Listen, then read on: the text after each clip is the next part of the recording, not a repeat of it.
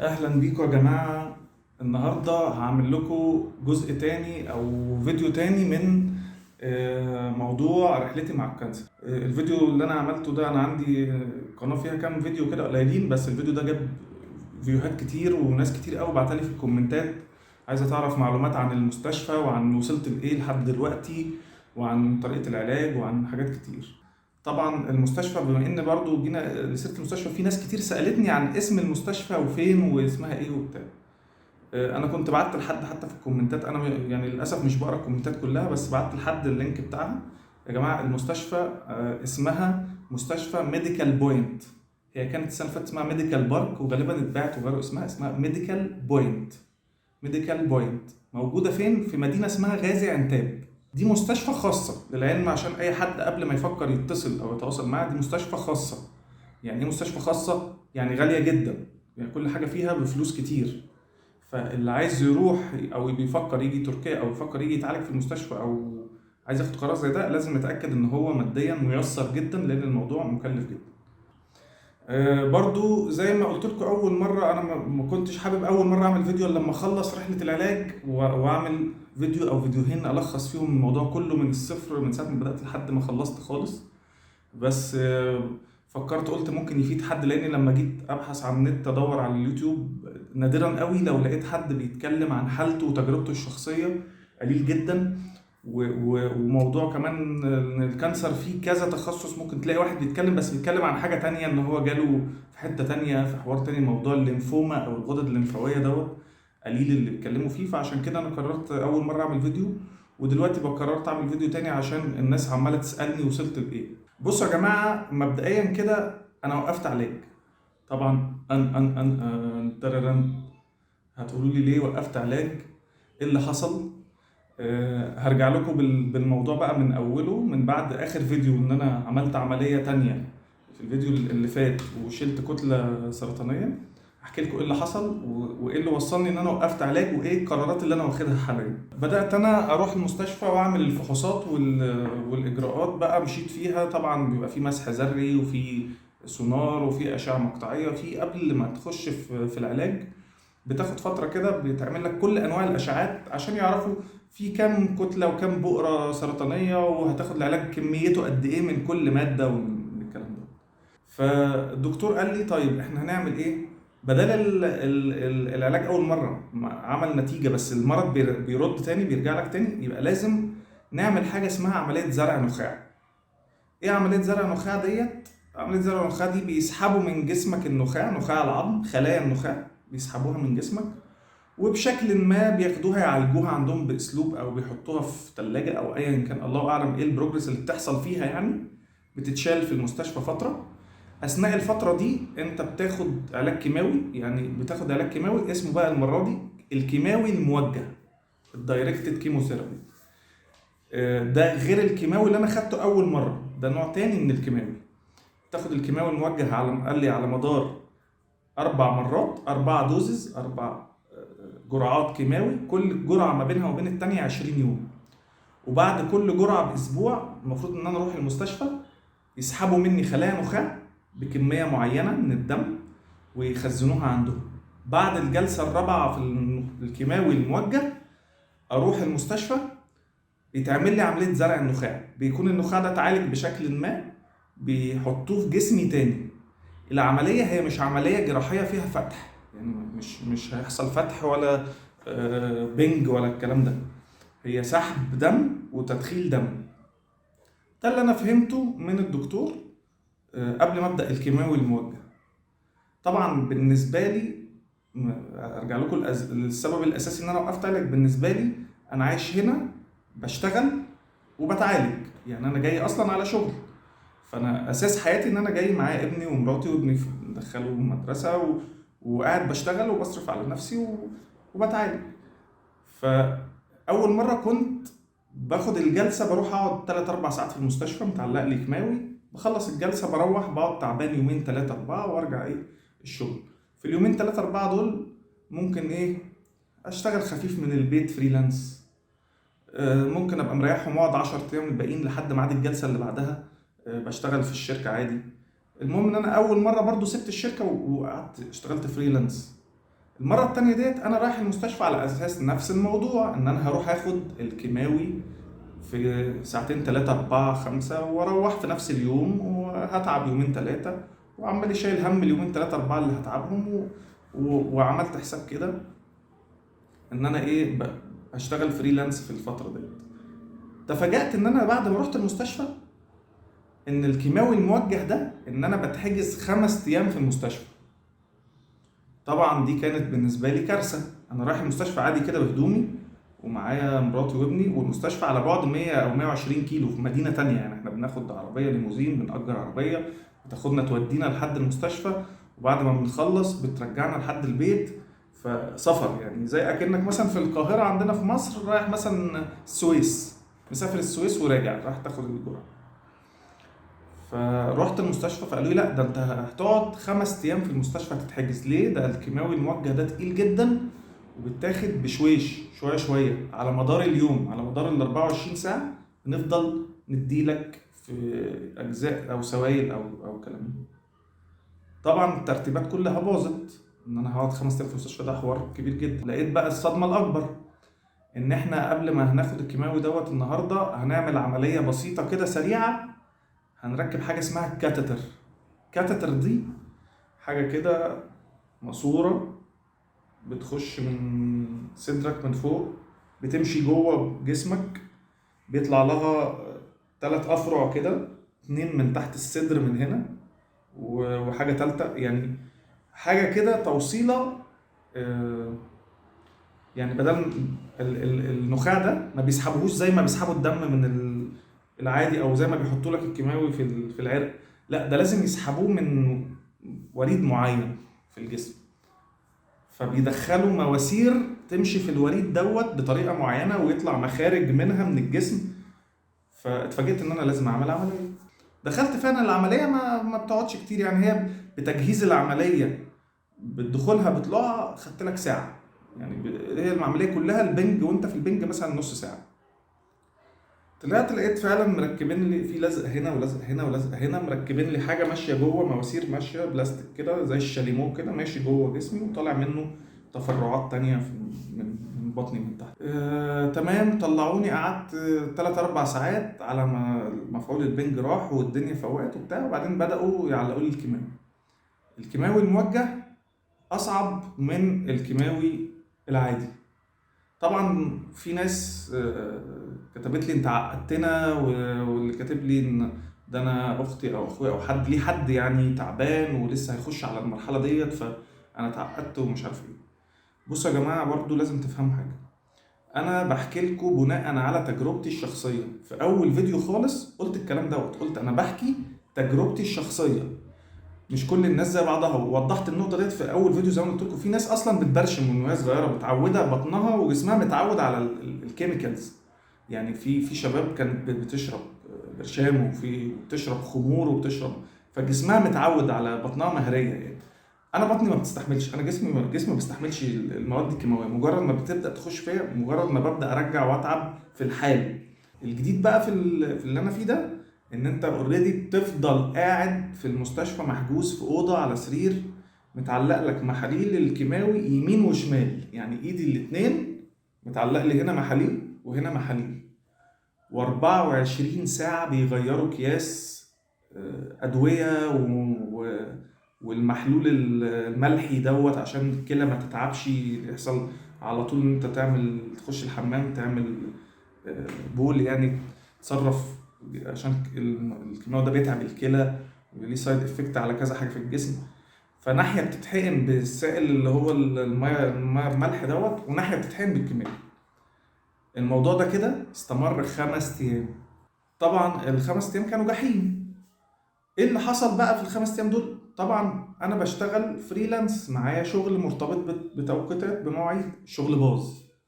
ما كنتش عامل حسابي على كده، ما كنتش معرف الكلاينتس اللي انا شغال معاهم. انا اللي يعرفني عارف ان انا جرافيك ديزاينر، فمش معرف الناس ان انا هقعد 5 ايام اجازه. فانا فجاه قعدت 5 ايام اجازه، فالشغل باظ. الفكره بقى مش في ال5 ايام دول، انا كنت عامل حسابي ان انا كده كده بتعب بعد الجلسه العاديه، بس شويه شويه بقدر امارس حياتي. ان انا بعد ال5 ايام دول رجعت عندي السايد افكت زي ما كنت برجع زمان من الثلاث ساعات، بقعد 3 4 5 ايام تاني تعبان. فانا رجعت البيت قعدت 4 5 ايام تاني تعبان. فده اثر ان انا كل الشغل اللي كنت مرتبط بيه باظ. الدنيا وقفت لمدة 10 ايام عندي، مفيش اي حاجة بقدر اعملها في حياتي غير ان انا بخش الحمام او برجع بس. جينا بقى بعد كده على ايه؟ ان انا لازم اروح المستشفى عشان يعمل عليا تشيك دكتور. فعدى اول اسبوع اللي هو انا بموت فيه وطعم الدواء في بقي، رحت المستشفى عملت تشيك.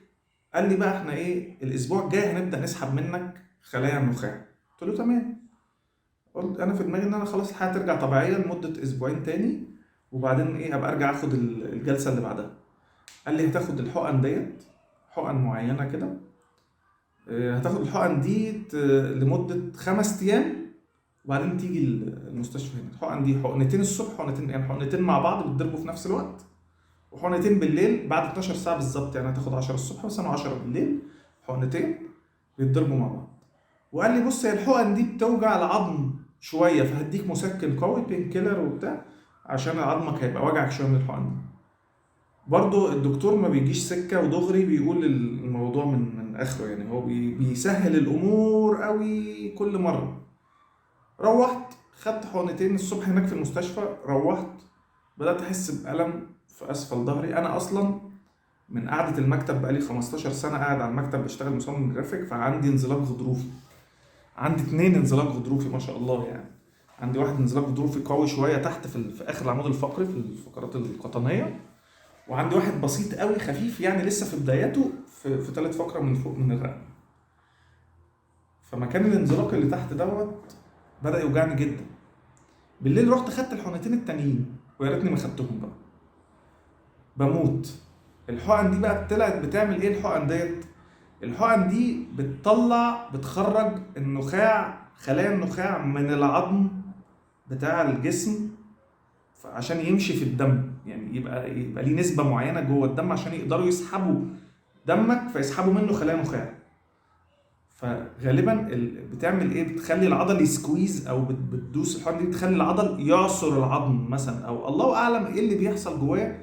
بس هو وكأني في شوم مثلا، حد بيضرب بالشوم على ظهرك، على عظمك عموما، عظم الحوض وعظم الظهر وعظم الرقبه. فرجعنا لايه بقى؟ لان انا عطلت تاني.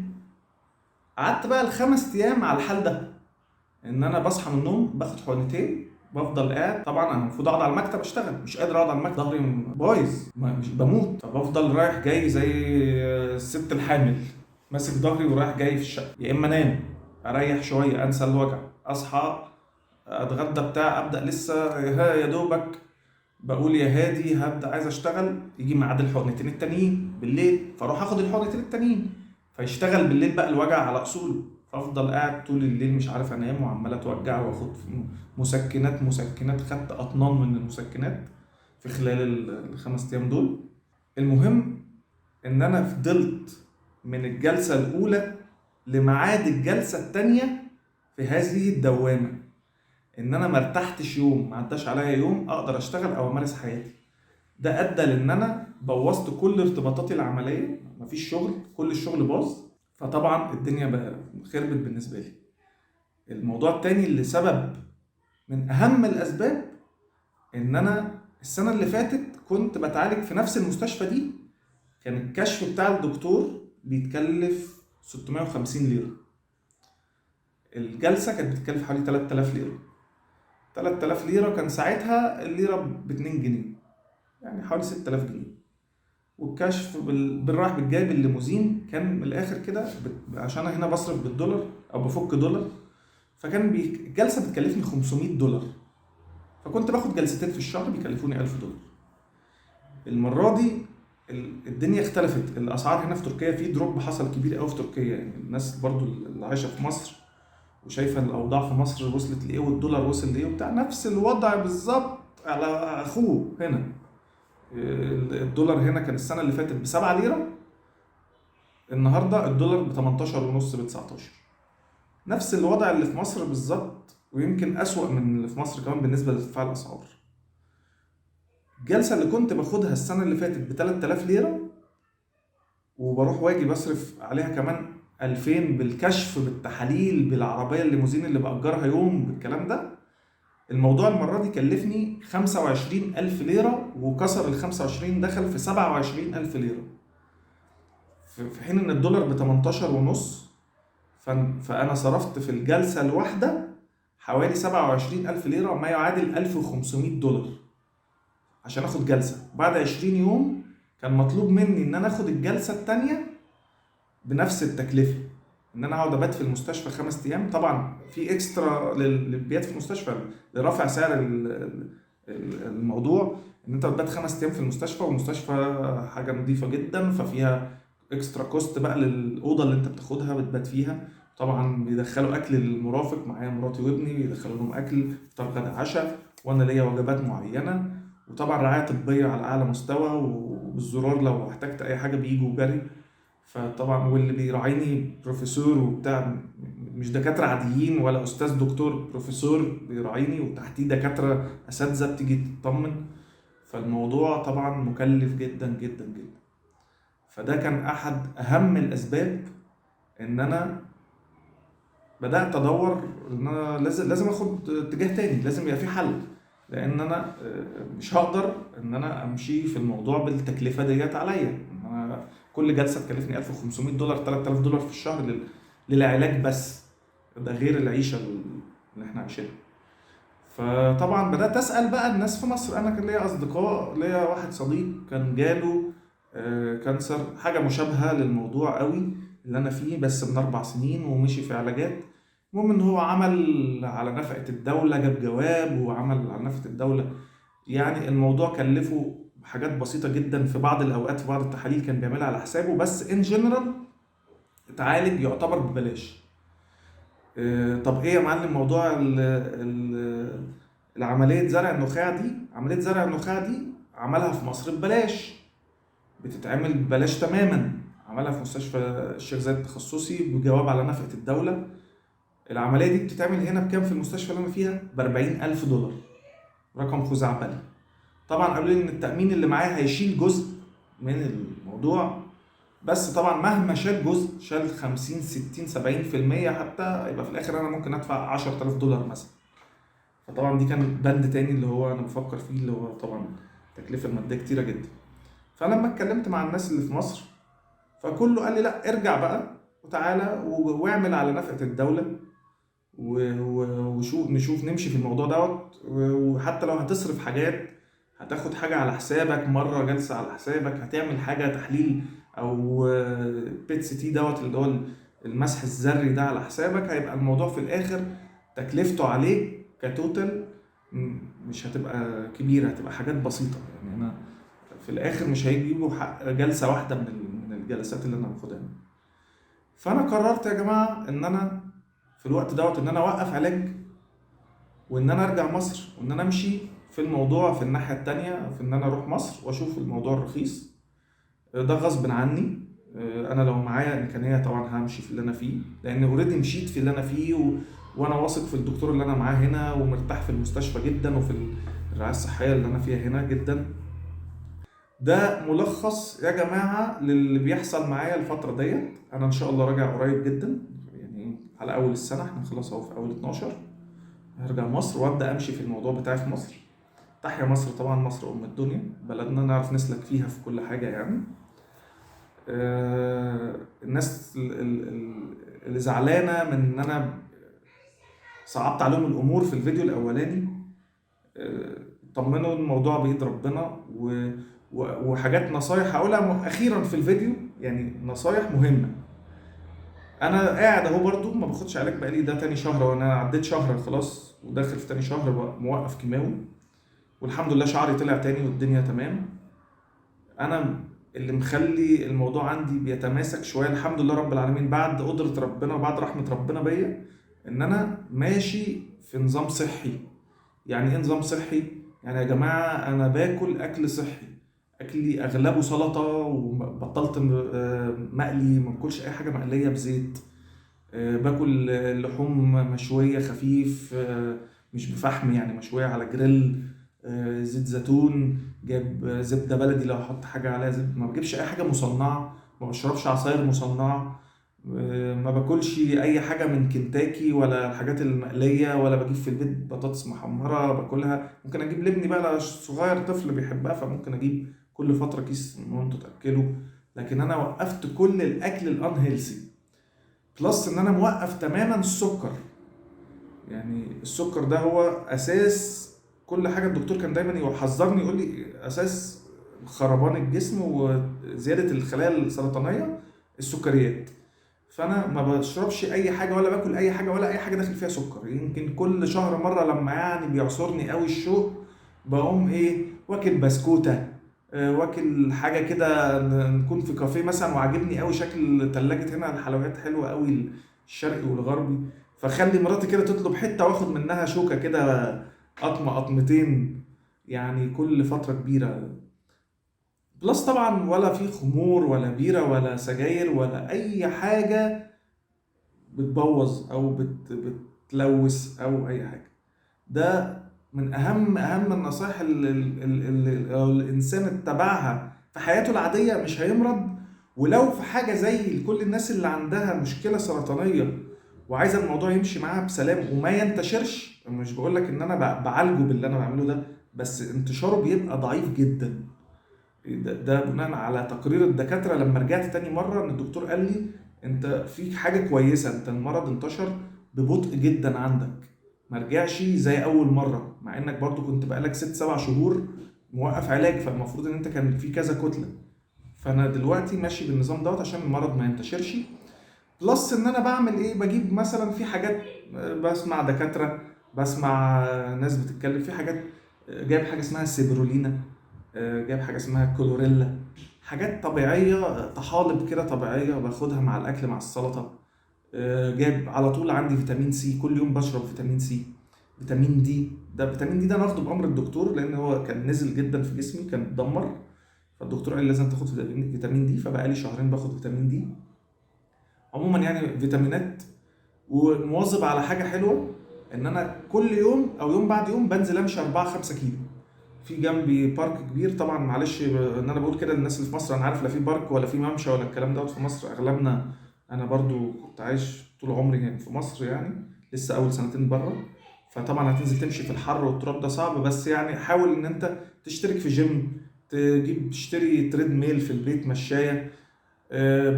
بحاول اتريض، يعني انا يوميا لازم اتريض، لازم كل يوم انزل امشي 3 4 كيلو الف في البارك عندي دوت الحديقة يعني 3 4 مرات.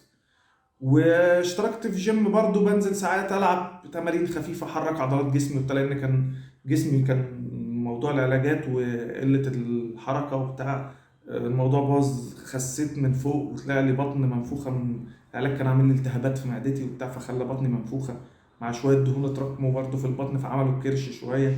فالمنظر بقى مش قد كده، فحبيت ان انا اظبط برضو ايه الدنيا دي. من الحاجات اللي انا بنصح بيها الناس، وبقول للناس استبشروا خير وخلوا املكم في ربنا كبير. محدش يقول لي انت عقدتني وبتاع، انا بحكي لك تجربتي الشخصيه، بحكي لك اللي عندي واللي فيا، ولعل عسى تستفيد بحاجه من اللي انا قلتها، او تبقى وانت داخل على التجربه عارف انت هتعمل ايه، يعني او عارف ايه السيكونس.